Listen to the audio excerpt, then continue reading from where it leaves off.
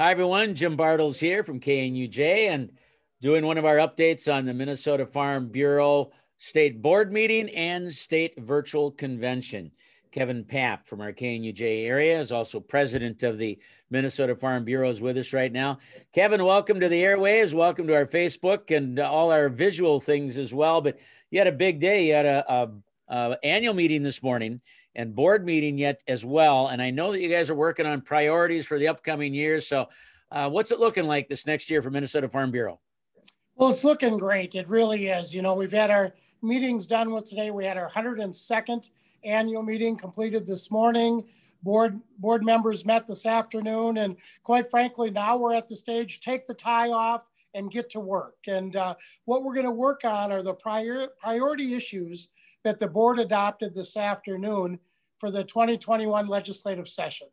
Why don't you review what those are? I think those are of interest not just to our farm friends in the area, but to everybody, because these are key things for success of agriculture. And when agriculture succeeds, everybody succeeds in our area. You know, we've got Farm Bureau members in every county of the state, county farm bureaus covering the entire state. So it really includes all of Minnesota. And you know, we really kind of struggled, how do we put them in priority order and everything else? And the board decided they're all important. Let's put them in chronological order or alphabetical order, whatever works. We decided without the alphabet. So we're going to think about broadband, climate change and the environment, our food supply, healthcare, research and investment, tax policy, our transportation infrastructure, and our workforce. And those are not just rural issues. Those are issues important to all of Minnesota. Kevin, why don't you summarize a little bit? Let's take those first four: broadband and climate change and food supply. And I think healthcare was number 4. Just a little bit on each one and what Farm Bureau is hoping to see happen. Well, broadband, we've all learned in this age of COVID how important high-speed broadband is, having that access, that bandwidth. Not only do we have 1 or 2 adults maybe working from home, but we've got members of the family learning from home as well. So expanding that investment to increase access to reliable broadband.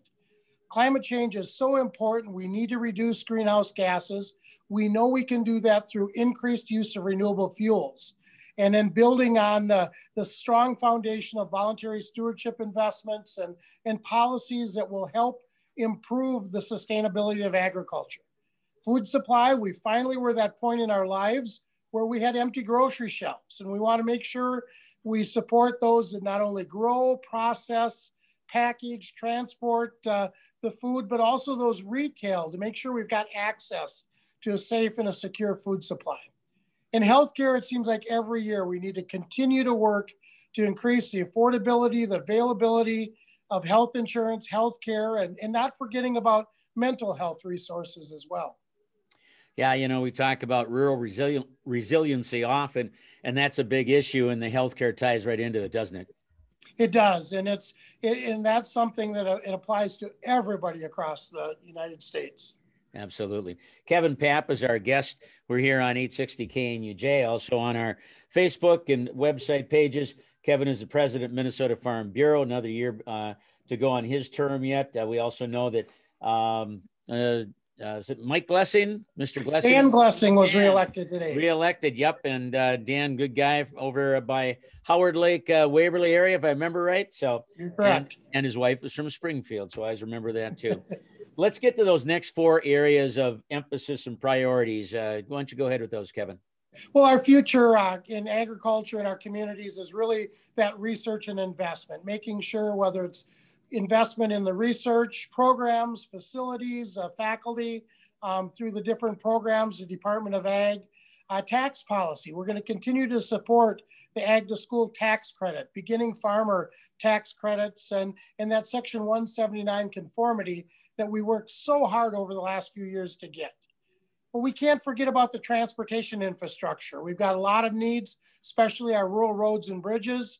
You know, we need that transportation system to move all of our products, both to market as well as our inputs to the farm. And then the workforce is kind of what we wrap up with.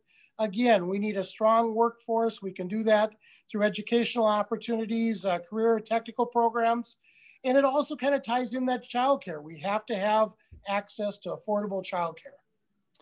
Kevin, should be a busy year again. I know you stay real busy.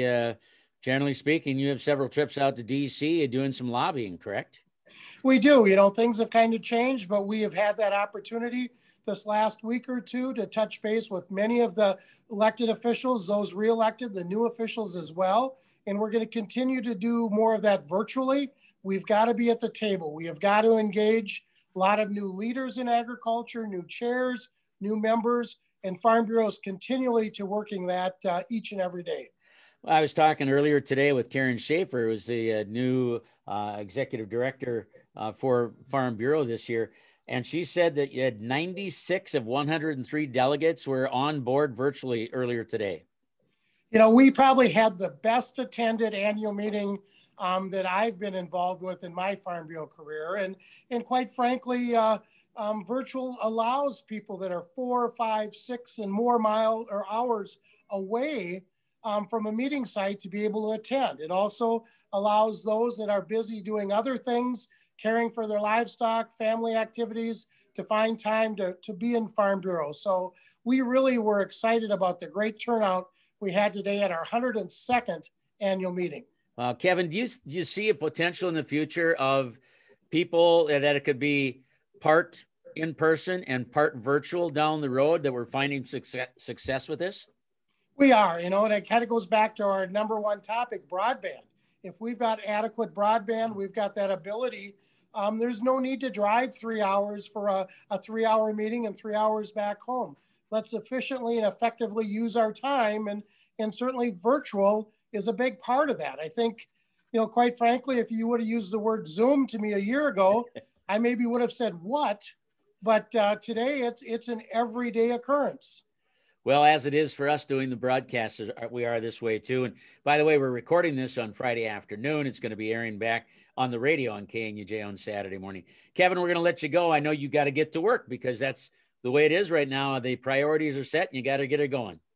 We do. You know, we've spent our time in policy development. We've went through the process.